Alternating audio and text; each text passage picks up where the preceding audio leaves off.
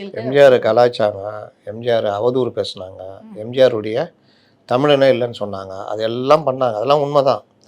ஆனால் எம்ஜிஆர் அரசியல்வாதி, அதே நேரத்தில் நடிகர், நடிப்பு ப்ரொஃபஷனை தனியாக வச்சுக்கிட்டார். அங்கே போனால் பேண்ட் ஷர்ட் மாட்டிக்குவார், கதாநாயகோட டுவேட் பாடுவார், எல்லாம் பண்ணுவார். அப்படி மேக்கப் கலைச்சி வெளியே வந்துட்டார்னா அவர் அரசியல்வாதி, பத்திரிகையாளர்கிட்ட பேசுவார், கட்சி தலைவர்கிட்ட பேசுவார், தொண்டர்கள்ட்ட பேசுவார், எல்லாம் பண்ணுவார். வீட்டிலேருந்து வெளியில் வராருன்னா ஒரு மனிதாபிமானி. அவர் வீட்டில் எனி டைம் உலக கொதிச்சிக்கிட்டு இருக்கோம்.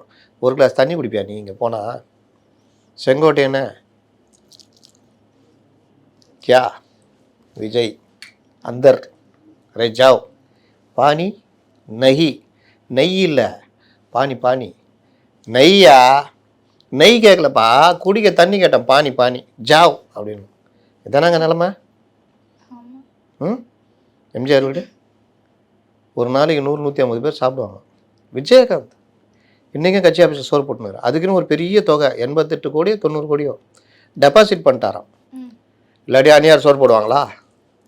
டெபாசிட் பண்ணி அந்த காசு இதுக்குன்னு ஒதுக்கி வந்துக்கிட்டு இருக்குதான். அவர் நடிகராக இருக்கும் பொழுதே ராஜாபாதர் தெரு டி நகரில் இருக்குது, அங்கே 3 வேளையும் சோறு இருக்கும், காலைல மதியானம் நைட்டு. இந்த நடிகர்கள் இந்த நடிக்கணும் சினிமாஸில் வரான்ல, எங்கேயாவது பத்துக்குவான், ஏதாவது பண்ணுவான், சாப்பாட்டுக்கு வழி இருக்காதுல்ல, பல நாள் சாப்பாட்டுக்கு இல்லாமல். அப்போ அவங்களெல்லாம் புகலிடம் அந்த ராஜாபாத தெருவில் எனி டைம் யார் வேணால் வந்து சாப்பிட்டுக்கலாம். சேம் இதே தான் எம்ஜிஆர் அந்த அவர் வீட்டில் சாப்பாடு எனி டைம். யாருக்குங்க அப்படி தோணும்? இதை ஃபஸ்ட்டு இன்றைக்கி பண்ணல எம்ஜிஆர், அரசியல்வாதி ஆகிறதுக்கு முன்னாடியே அவர் பண்ணியிருக்காரு. ரெண்டாவது, உதவி கேட்டு ஒரு டீமே நிற்கும் லைனாக.